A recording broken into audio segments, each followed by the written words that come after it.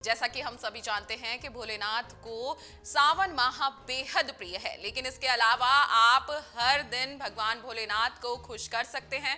हिंदू धर्म में सावन माह का बेहद महत्व बताया गया है। भोलेनाथ और मां पार्वती धरती पर सावन के महीने में आते हैं, लेकिन जब सावन का महीना खत्म हो जाता है तो आपको भोलेनाथ की किस तरीके से पूजा करनी है, कैसे आपको भोलेनाथ को प्रसन्न करना है और कैसे उनकी पूजा पाठ में किन किन चीजों का ध्यान रखना है, ये आज हम आपको विस्तार से बताएंगे।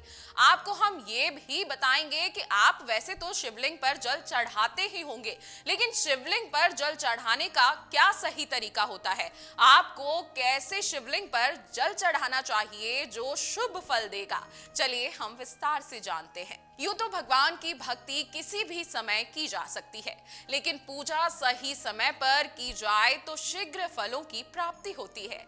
ऐसे ही शिवलिंग पर जल चढ़ाने के लिए एक समय सीमा तय की गई है, जिसमें भक्त उन्हें जल अर्पित करके शुभ फलों की प्राप्ति कर सकते हैं।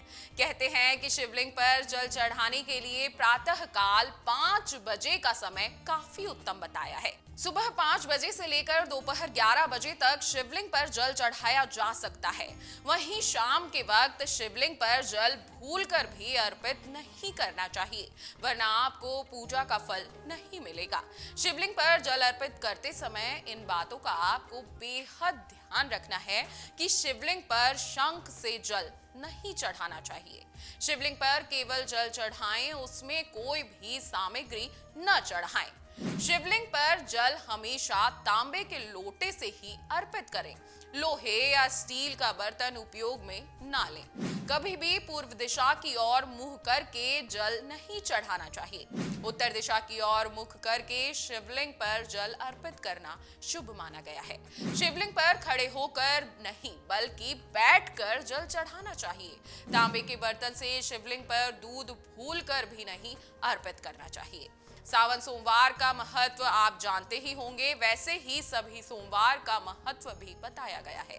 प्रत्येक सोमवार आप शिवलिंग पर विशेष रूप से पूजा कर सकते हैं और प्रतिदिन आप शिवलिंग पर जल चढ़ा सकते हैं। इससे आपकी हर मनोकामना पूरी होती है और भोलेनाथ आपकी जल्द ही इच्छा पूरी कर सकते हैं।